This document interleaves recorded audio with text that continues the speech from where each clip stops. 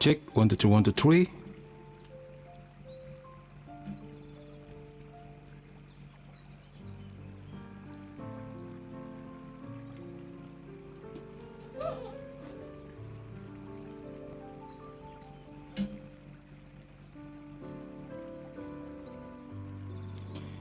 Dalam hidupku, pengorbananmu selamatkanku. Engkau harta yang tak ternilai.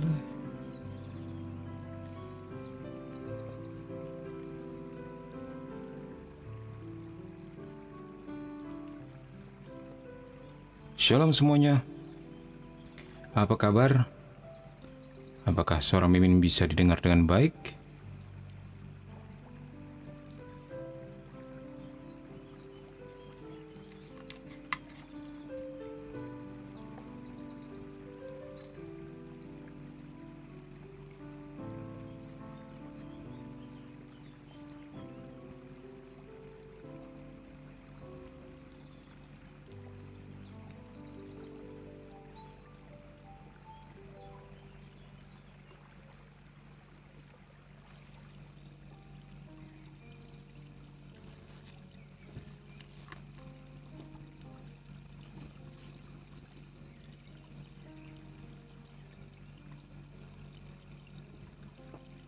Kita mau cek ya.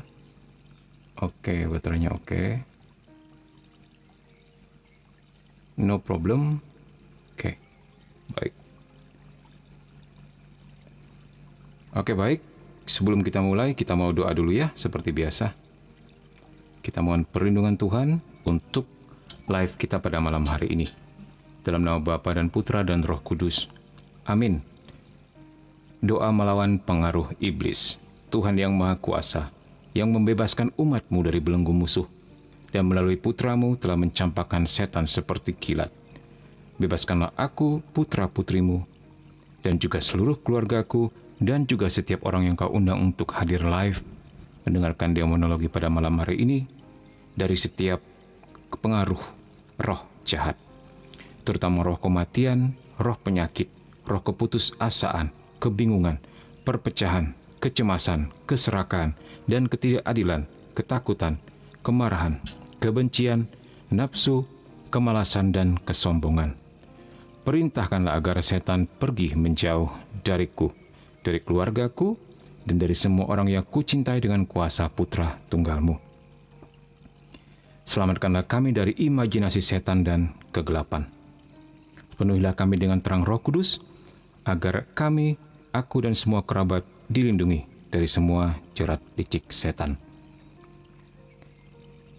Anugerahilah malaikat yang akan selalu berjalan di depan dan menuntun kami ke jalan kebenaran sepanjang hari hidup kami, untuk menghormati nama-Mu yang mulia, Bapa, Putra, dan Roh Kudus, sekarang dan selama-lamanya. Bunda Maria doakan kami.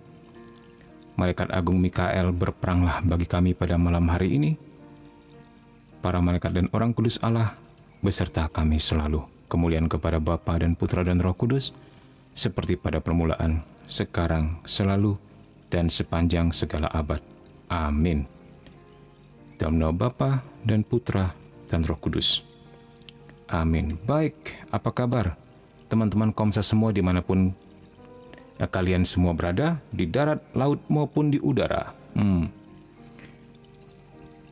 Malam ini kita masih membahas tentang eksorsisme, materi daripada Romo Robini. Ya, jadi setelah ini selesai baru kita kembali ke buku. Malam ini kita telah sampai kepada informasi tentang malaikat. Kita kemarin sudah melihat mengapa kita perlu tahu tentang malaikat ya. Ini kalau ada yang kemarin ketinggalan boleh di screenshot untuk kemudian nanti dipelajari lagi. Terus apalagi hakikat malaikat. Nah ini dia hakikat malaikat ya. Kita berusaha melihatnya dari komentar-komentar dari pendapat teologi Santo Agustinus. Kemudian juga kita melihat kemampuan kodratiah malaikat ya. kita telah sampai mana kemarin ya? Terus kemampuan intelektual malaikat. Kalau tidak salah, kita sampai kepada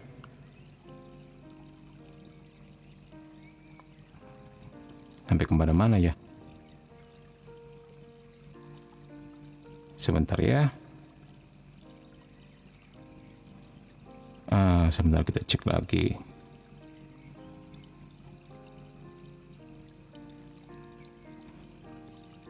Nah, kalau nggak salah sampai di sini deh. Kehendak bebas malaikat, setahu Mimin.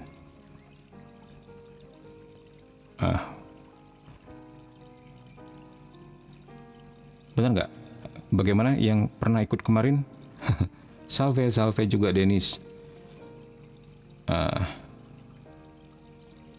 Ini materinya eksorsisme ya. Sebenarnya paling bagus kalau dibawakan oleh pastor eksorsis. Tapi begitulah teman-teman Komsa semua. Pastor eksorsisnya pasti sibuk sekali. Dan jumlahnya di Indonesia ini bisa dihitung dengan jari.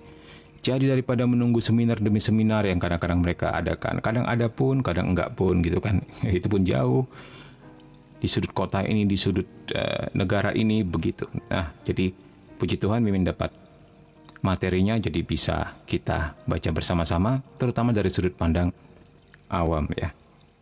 Lupa amin kata Dinda.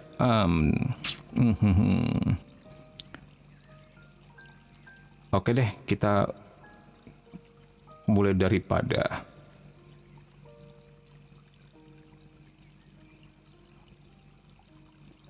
kemampuan kodratiah malaikat ya. Kita mulai di sini saja. Baik. Nah, teman-teman Komsa semua, kita mengenal 3 kodrat. Apa itu? Pertama, kodrat ilahi, yaitu Allah sendiri. Yang kedua, kodrat malaikat. Nah, di mana kemudian nanti malaikat ini pecah.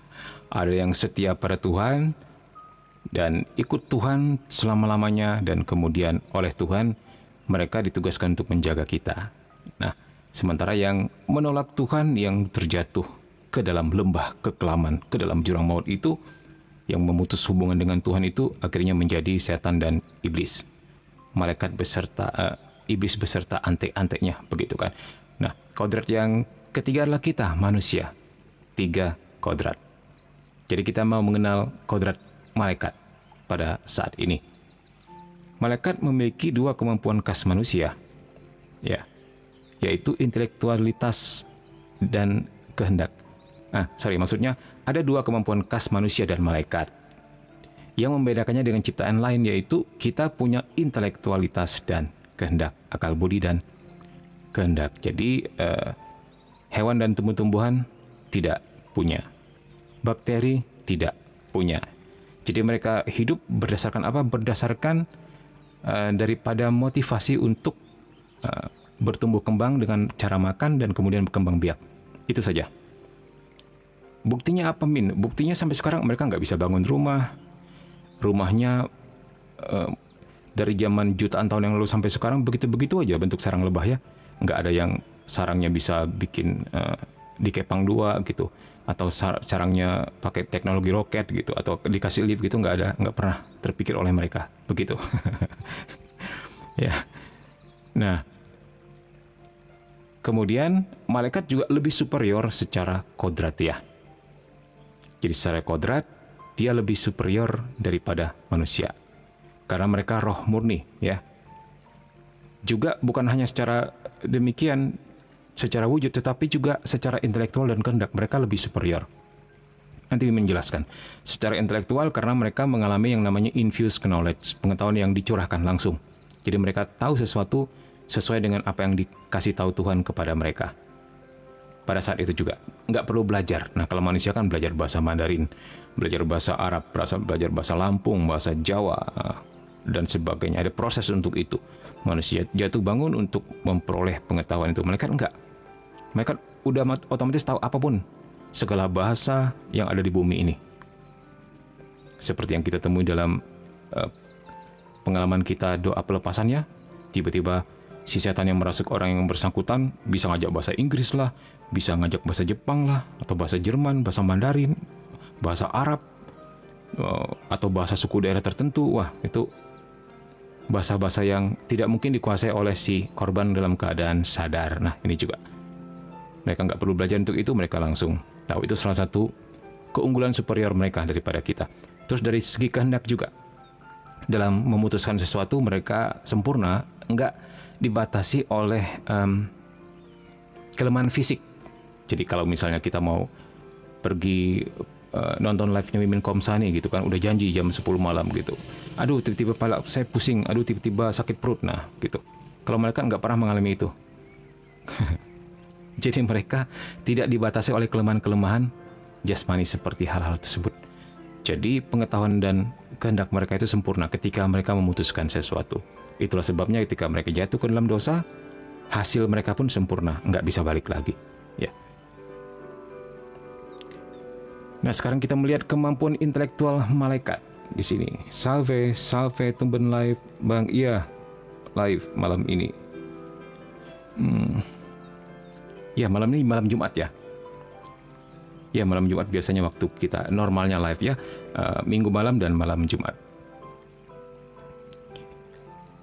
Oke, kita mau menguak kemampuan intelektual malaikat. Nah, dikatakan tadi ya, malaikat tidak perlu belajar. Akal budi malaikat selalu berada di dalam tindakan mengetahui, act of knowledge. Akal budi malaikat selalu in action, sehingga tidak perlu belajar dan waktu untuk tahu. Meski tidak berarti malaikat selalu cari tahu gitu. Malaikat dengan pengetahuan yang dimiliki, terutama dalam hal rohani, akan semakin menyerupai Tuhan. Bukan sama dengan Tuhan ya, semakin menyerupai. Ini kayaknya udah deh, tapi nggak apa-apa, kita ulang sedikit. Mengapa? Dengan mengetahui subjek akan semakin menyerupai objek yang ingin diketahui atau proses asimilasi. Maka semakin tinggi tingkatan malaikat, semakin dia dekat dengan Tuhan. Ini salah satu hierarki malaikat ya. Hierarki malaikat ditentukan oleh semakin dekat mereka dengan Tuhan, maka mereka semakin tinggi tingkatannya, semakin indah tentunya, dan semakin berpengetahuan. Pengetahuan malaikat diberikan cuma-cuma oleh Allah sesuai dengan tindakan dan kebutuhan dalam menjalankan misinya. Jadi, kalau dia menjadi malaikat pelindung ya, tugasnya dan kemampuannya, skillnya diberi sekian oleh Tuhan. Sebagai malaikat agung sekian, kan ada berapa hierarki malaikat pelindung, lupa, 7 atau 9 ya. Ada serubim lah, serafim lah, dan sebagainya. Ya. Terus apalagi ini, pengetahuan demikian itu ekstensif. Tahu sampai sebab akibat dan konsekuensi sebuah kenyataan. Nah, ini dia.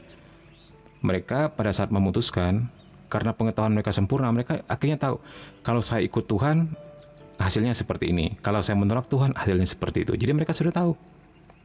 Itulah sebabnya ketika mereka memutuskan memberontak terhadap Tuhan, mereka tidak bisa kembali lagi. Karena sudah tahu kok, lu nggak bisa kembali, tapi kenapa lu tetap memutuskan memberontakkan begitu? Malaikat mengenal Allah dengan hakikatnya sebagai gambaran yang dekat dengan Allah. Jadi malaikat itu face to face dengan Allah. Ya. Ya. Lamin di film layar lebar KKN kan akhirnya Badarwi tahu kalau mereka semua akan pulang. Kalau Badarawi nggak tahu, otomatis 2 mahasiswa itu bisa pulang dong. Maksudnya gimana? Kan ada 2 orang yang nggak bisa pulang ke rumah. Iya. Kalau kondisinya kayak gitu, artinya 2 mahasiswa itu kalau nggak salah Bima dan Ayu udah terlambat ya, Min? Aduh. Ya, pertama juga namanya film ya. Susah juga untuk kita bisa melihat secara detail seperti itu. Apalagi itu bukan kisah nyata ya, itu cuman sebuah karya yang ditulis di Twitter yang kemudian dijadikan film ya. Ya, begitulah, susah juga untuk menganalisa kalau sebuah film ya. Ya, baik. Ini, malaikat mengenal Allah dengan hakikatnya sebagai gambaran yang dekat dengan Allah. Jadi face to face dengan Tuhan ya dia. Nah, yang jadi pertanyaan kita adalah, malaikat ini kurang beriman apa sih? Adam dan Hawa itu kurang beriman apa sih? Kok masih bisa jatuh ke dalam dosa? Kan ada sebuah pendapat teologi, tentunya dari pendapat non-Katolik ya, di luar gereja Katolik, yang mengatakan iman saja cukup. Dengan iman, pada akhirnya kamu akan berbuat baik. Begitu. Jadi imanmu lah yang akan menentukan perbuatan baikmu. Masalahnya, apakah lu lebih beriman dari Adam dan Hawa yang face to face melihat Allah? Apakah lu lebih beriman dari malaikat yang face to face melihat Allah? Tapi toh mereka bisa jatuh ke dalam dosa juga.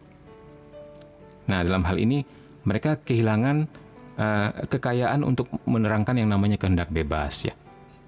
Begitu. Untuk kita yang sudah mengerti, biarlah kita mengerti. Jadi, bahwa manusia itu punya akal budi dan kehendak bebas. Demikian juga malaikat, ya. Jadi walaupun dia face to face melihat Allah, bisa jatuh juga karena dia punya kehendak bebas, keinginan untuk menyamai Tuhan. Nah, begitu. Jadi dia untuk menginginkan sesuatu yang sebenarnya baik karena menjadi indah, menjadi seperti Tuhan, tapi dengan tidak tahu diri, di luar kodratnya, maksudnya begitu. Menginginkan sesuatu yang sebenarnya baik tapi di luar kodrat. Oke, meskipun secara kodratiah pengetahuan malaikat lebih superior daripada manusia, namun mereka tetap terbatas, ya. Dan mereka hanya tahu sebatas diberitahu oleh Allah. Jadi seperti matahari yang menyinari bumi. Mereka dan kita semua itu seperti bumi. Jadi hangatnya mentari itu hanya bisa kita rasakan sejauh kita terbuka sejauh kita berada di ruangan terbuka untuk menerima sinar matahari tersebut. Gitu. Kalau kita tutup pakai payung atau pakai rumah gitu kan, atau pakai kanebo, ya dia nggak akan bisa masuk. Nah, jadi matahari terus bersinar, tetapi kita apakah menjadi sumbatan atau hambatan untuk menerima sinar matahari tersebut? Masalahnya adalah di kita, gitu. Ya. Malaikat tidak bisa mengetahui kehidupan dan rahasia kehendak Allah sejauh tidak diwahyukan oleh Allah. Jadi mereka juga terbatas. Seperti dikatakan tadi, ya, tergantung tingkatannya. Makin dia dekat sama Tuhan, makin dia bentuknya indah, makin hierarkinya lebih tinggi, dan pengetahuannya juga semakin sempurna. Jadi dia akan lebih tahu tentang apa yang menjadi rencana dan kehendak Tuhan daripada malaikat-malaikat di tingkat bawahnya, maksudnya begitu. Oke, dan itu pun sejauh tidak diwahyukan oleh Tuhan, mereka juga tidak tahu, karena however pengetahuan yang dicurahkan Tuhan kepada mereka adalah yang sesuai dengan visi dan misi mereka, sesuai dengan hierarki mereka. 2. Malaikat tidak pernah akan tahu hati terdalam manusia. Nah, ini yang penting. Ini bukan saja malaikat baik, ya, tapi juga malaikat jahat atau iblis nggak pernah akan tahu hati terdalam manusia. Apalagi yang menyangkut kehendak bebas. Nah, ya, kehendak manusia, dalamnya hati siapa yang tahu, kata lagu. Nah, ternyata malaikat pun nggak tahu loh. Dalamnya hati manusia, ya, hanya Tuhan yang tahu. Hebat nggak? Baik malaikat jahat maupun malaikat baik nggak tahu dalamnya hati kita. Gitu. Meski hanya bisa mengobservasi dari gerak-gerik dan ekspresi manusia dan mencoba menerka, meski kerap kali tepat. Nah, jadi tapi mereka bisa mengira-ngira. Misalnya begini, kalau kamu terus-menerus mengkonsumsi narkoba, hasilnya pasti kamu akan seperti itu. Ya, dia tahu konsekuensinya apa. Begitu. Malaikat jadi melihat sesuatu dari gerak-gerik manusia, dari kebiasaan manusia, mereka bisa dengan cepat menyimpulkan. Begitu, dan dikatakan di sini kerap kali tepat kesimpulannya. Kalau kamu terus-menerus melakukan aborsi, kamu pasti masuk neraka misalnya gitu. Mereka sudah tahu itu. Sehingga terus-menerus dibujuk, dirayu untuk terus-menerus melakukan dosa supaya jiwa tersebut dibawa si setan atau iblis tersebut ke neraka sebagai bahan bakar neraka atau teman mereka, ya. Itu dia. Jadi mereka walaupun nggak tahu isi hati terdalam manusia, tapi bisa mengobservasi gitu.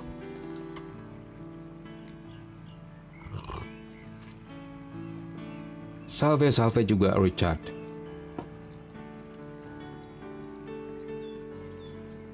Lah bukannya kisah nyata, Min? Nggak tahu kisah nyata kayak itu. Min lupa ya. Ya nggak tahu ya, nanti mungkin Min mesti baca lagi gimana.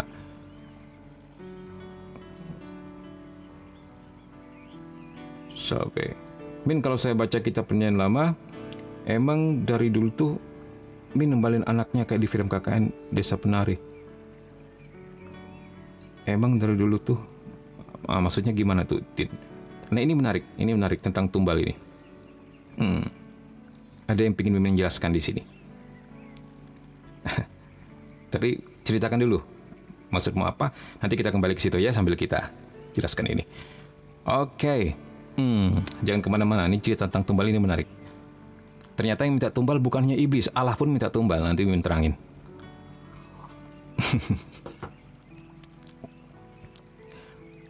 Apa? Allah minta tumbal? Jadi pasti kalian kaget ya.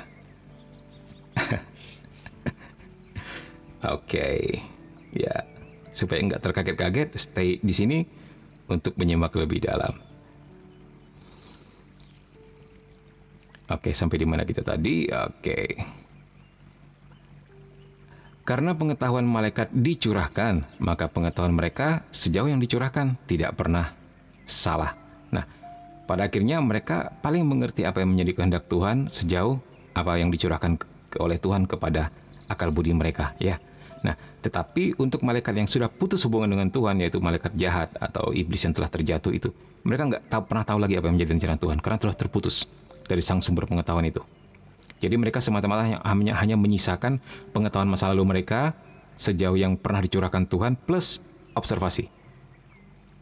Begitu.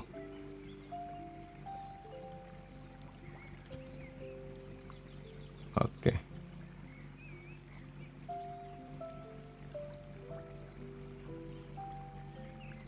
Sebentar, kita lihat kamu menulis tentang apa di sini. Kan di Desa Penari kalau nggak numbalin anak-anak, leluhurnya marah, Min. Numbalin anak-anak, aduh lupa kan Mimin ceritanya. Nah kalau di penjara lama gimana maksud Mimin? Bang, nobar eksorsis seru juga nih. Iya, nobar eksorsis ya.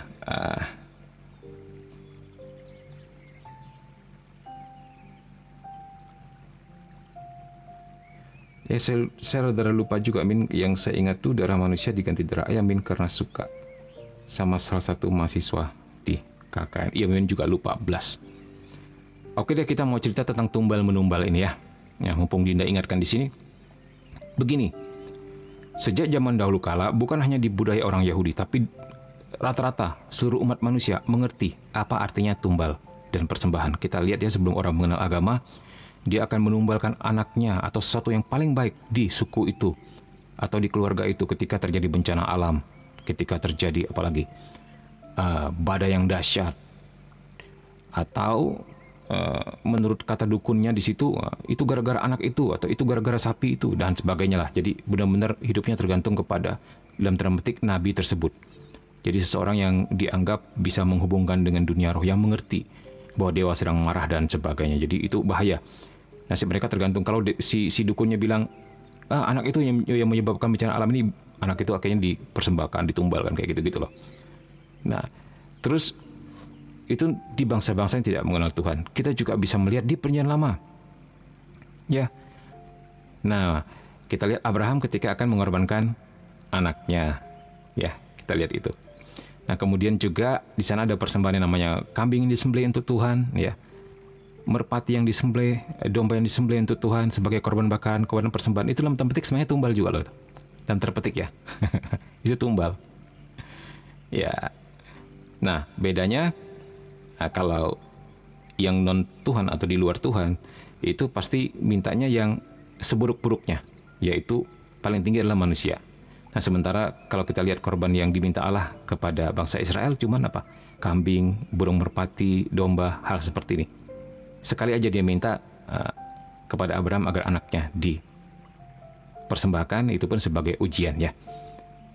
Menarik kenapa? Ini sebenarnya untuk mengkukuhkan kepada kita arti penebusan Kristus sebenarnya. Bahwa keadilan Allah itu menuntut yang namanya penebusan. Begitu ya. Dan penebusan itu menuntut adanya korban.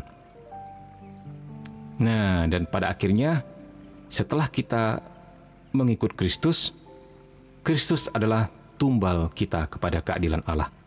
Dan itulah tumbal yang paling tinggi nilainya, sehingga ketika kita percaya Yesus, otomatis kita nggak perlu mempersembahkan apapun lagi setelah mempersembahkan, udah nyembelih dalam tanda petik, menyembelih Yesus ini kepada Tuhan, menumbalkan Tuhan Yesus ini ya kepada Bapa. Jadi kita cukup kemudian mempersembahkan misa setiap hari ya. Itu sebenarnya dalam tanda petik mempersembahkan tumbal juga. Cuman persembahan yang sebaik-baiknya yang bisa dilakukan oleh manusia adalah mempersembahkan tubuh dan darah Kristus. Nggak ada lagi yang lebih tinggi daripada itu. Nah, jadi ini menarik ya, budaya di seluruh dunia ya.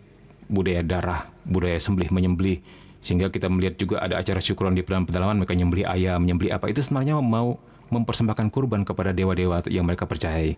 Juga mungkin orang yang di luar Kristen mungkin kepada dewanya, dewa gunung lah, dewa sungai lah, atau genderuwo lah, atau kunti lah, dan sebagainya. Padahal kita sudah mengerti ya, nggak ada lagi persembahan yang lebih tinggi daripada persembahan Kristus di altar. Itu yang kita pakai untuk syukuran, untuk apalagi misa, misa syukuran seperti itulah. Kita selalu mempersembahkan kurban kepada Allah Bapa yang adalah putranya sendiri. Nggak ada lagi yang lebih tinggi daripada itu. Nah, ini sebenarnya menarik kalau dibikin sebuah tesis ya. Sebuah tesis tentang tumbal menumbal atau persembahan seperti ini. Ternyata itu sudah membudaya sejak zaman dulu. Itu seperti menyatu dalam DNA manusia. Kalau terjadi sesuatu terhadap mereka, mereka harus mengorbankan sesuatu kepada makhluk spiritual yang lebih tinggi. Begitu loh. Ya.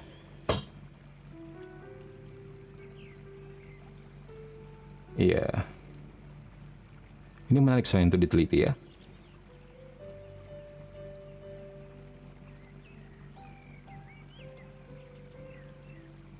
Yes, yang saya ingat tuh makam di film KKN Desa Penari itu ditudungin kain hitam. Jadi di desa KKN tuh nggak ada anak mudanya, orang tua semua. Nah, ini Mimin agak ingat. Min mau tanya, kalau sudah dilakukan penubasan, terus bagaimana? Penubasan tuh maksudnya gimana? Terus bagaimana kita yang masih terikat keberdosaan? Oh, penebusan. Min, kalau mau tanya, kalau sudah dilakukan penebusan, terus bagaimana kita yang masih terikat keberdosaan? Oh, begini, Richard, jangan khawatir. Nah, kita mengenal dua sakramen dalam gereja Katolik, sakramen baptis dan sakramen tobat. Ya, oke. Ketika kamu dibaptis, dosa asalmu dihapuskan, dan saat itu juga kamu suci dan sempurna. Segala kutuk pun dipatahkan. Seandainya terjadi kutuk atas pohon keluargamu, pada saat itu Tuhan sembuhkan, Tuhan batalkan, Tuhan hancurkan, Tuhan patahkan. Misalnya ada kutuk turun-temurun, begitu ya, yang mengikuti segala nama yang kodam lah, atau santet lah, atau pokoknya cacat celah keluarga lah, sudah dipatahkan dengan dibaptis dalam nama Bapa, Putra, dan Roh Kudus. Nah, pada saat itu seandainya kamu meninggoy, langsung masuk surga, karena kamu putih, bersih, sempurna. Ya. Nah, namun ketika kita dikasih usia yang cukup panjang, nah dalam perjalanan sehari-hari kita masih berjuang dengan dosa pribadi, ya. Apakah dosa besar atau dosa kecil? Nah, dosa asal kita sudah lenyap, dihapus. Berikut juga dengan dosa pribadi kita, jadi dua dosa dihapus, dosa asal dan dosa pribadi ketika kita dibaptis, misalnya dibaptis dewasa ya, begitu. Nah, tapi ternyata begitu dosa asal sudah dihapus dan kita ternyata masih hidup, dosa pribadi masih tetap mengiringi. Itulah yang namanya diperlukannya yang namanya sakramen tobat. Kita nggak perlu dibaptis lagi, cukup menghadap sakramen tobat, gitu ya. Oke, baik.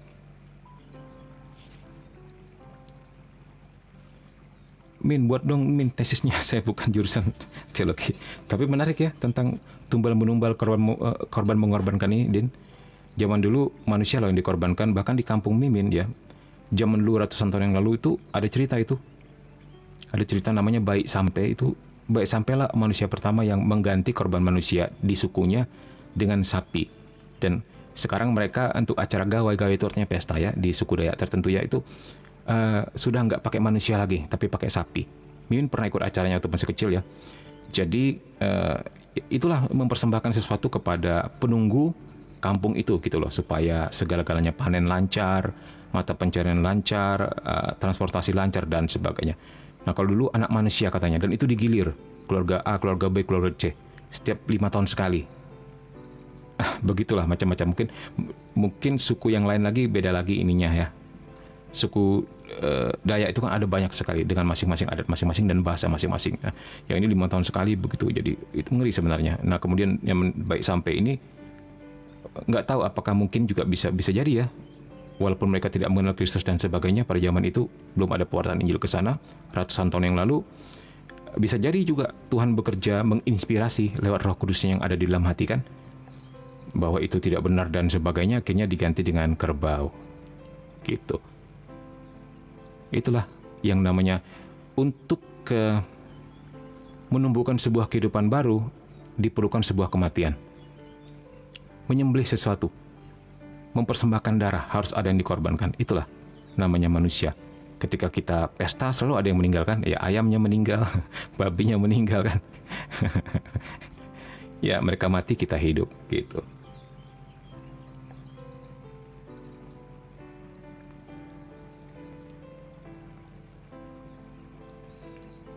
Oke, baik.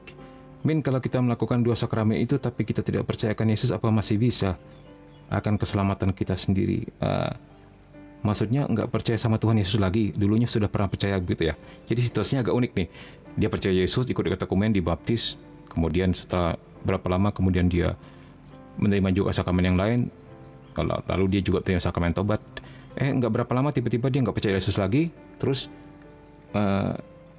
tapi tetap ingin terima sakramen itu. Sebenarnya ketika dia masih tetap terima sakramen itu, dia masih percaya sebenarnya. Buktinya dia masih mau datang ke misa, masih mau terima sakramen tobat kan begitu. Ya.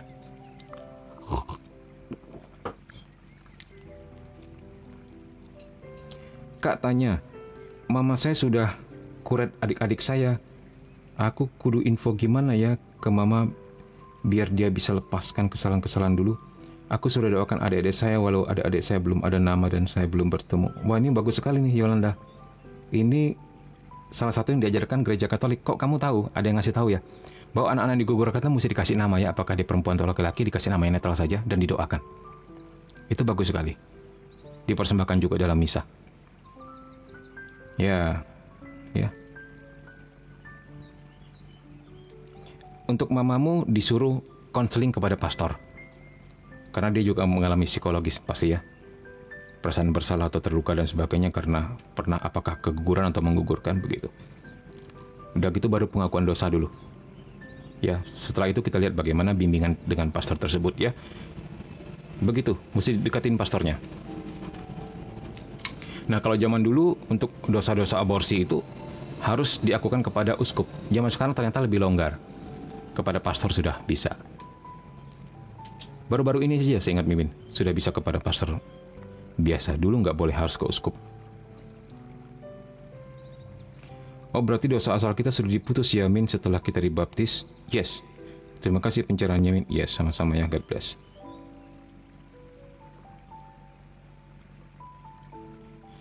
Min, apakah penggantian objek sembelihan itu akibat penginjilan ke pelosok? Min, nah itu kurang tahu ya tentang itu ya. Karena waktu itu pun mereka masih belum beragama juga. Mimin sih percaya itu. Percaya bahwa Tuhan juga bisa menginspirasikan seseorang walaupun dia belum beragama ya. Roh Kudus bisa menghembuskan sebuah pengetahuan, apakah lewat mimpi dan sebagainya. Sehingga orang zaman dulu mungkin mengatakan itu leluhurnya dalam tanda petik ya. Padahal sebenarnya malaikat pelindung gitu loh. Jadi memang arti leluhur ini harus kita lihat secara bijak. Nah, kalau ternyata buah-buahnya positif, mempersiapkan mereka kepada pra-injil. Katekismus mengatakan bahasanya pra-injil. Mempersiapkan mereka untuk kedatangan Injil, begitulah. Buah-buahnya positif. Mimin yakin itu yang disebut mereka dengan leluhur itu sebenarnya malaikat pelindung. Tapi begitulah cara mereka membahasakannya. Nah, sementara leluhur yang lain, yang jahat itu, yang mengarahkan mereka kepada ritual yang aneh-aneh, bahkan menyembelih manusia lah, bahkan membuat manusia menjadi dipermalukan ya, dibuatnya telanjang lah di hidupnya, disiksanya seperti yang pernah kita ketemukan itu di pedalaman. Katanya si orang itu mendapat penampakan Yesus dalam tanda petik ya, yang menyuruh dia tidak boleh mandi, terus rambutnya tidak boleh dipotong, tidak boleh pernah disentuh air kepalanya dan sebagainya. Itu kan sebenarnya benar-benar dalam tanda petik leluhur yang memang setan, begitulah. Ini dia. Mimin ini pendapat Mimin pribadi ya, bukan pendapat gereja Katolik bahwa kita jadi kalau Mimin sesat, Mimin aja yang sesat, bukan gereja Katolik. Harus menyikapi dengan bijak istilah leluhur. Itu bantuan-bantuan kepada orang-orang kita tua-tua zaman dulu begitu, bantuan-bantuan yang hasilnya baik dan ternyata mempersiapkan mereka kepada untuk mengimani Kristus pada akhirnya. Mimin percaya itu ulah daripada malaikat pelindung gitu. Shalom, shalom juga. Gimana mau kasih tahu nama Kak, cewek atau cowok? Nggak ada yang tahu Kak. Nggak apa-apa, kasih nama yang netral aja. Bilang ya kalau misalnya contohnya, kalau laki-laki Mario, kalau perempuan Maria. Nah begitu. Ya. Min, kenapa Hawa dan Bunda Maria memiliki dua peran buat kita sendiri ya Min, tapi selisihnya jauh bertahun-tahun? Maksudnya dua peran bagaimana?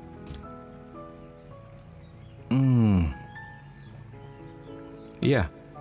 Jadi cara kita memandang perjanjian lama itu adalah dengan cara melihatnya dalam kacamata perjanjian baru. Sehingga Hawa dipandang sebagai tipologi daripada Maria. Tapi dalam artian sebaliknya, kalau Hawa adalah ibunya kematian, sementara Maria adalah bunda yang membawa kehidupan. Hawa dengan mulutnya menerima ajakan setan, sementara Maria dengan ketaatannya dan kehendak bebasnya dia memilih, ya Tuhan, terjadilah padaku menurut kehendak-Mu. Hal seperti ini. Yesus pun seringkali disandingkan sebagai Adam yang baru. Adam yang lama telah berlalu, sekarang terbitlah Adam yang baru. Begitu.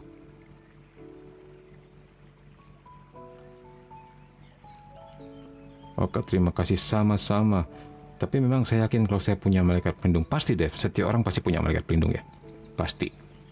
Nah, menurut keterangan daripada seorang visioner yang bernama Maria Sima, ya, ini belum dikanonisasi oleh gereja, jadi boleh percaya boleh enggak sih. Ya. Kalau Mimin sih masih nimbang-nimbang sih, tapi lebih cenderung percaya sih. Dia bilang begini, setiap orang punya malaikat pelindung, ya, minimal satu. Nah, kalau ternyata jabatannya tinggi, misalnya dia kepala negara dan sebagainya, atau punya posisi-posisi yang sangat penting dalam menentukan sebuah keputusan besar, itu ada beberapa orang malaikat pelindungnya. Begitulah. Ya.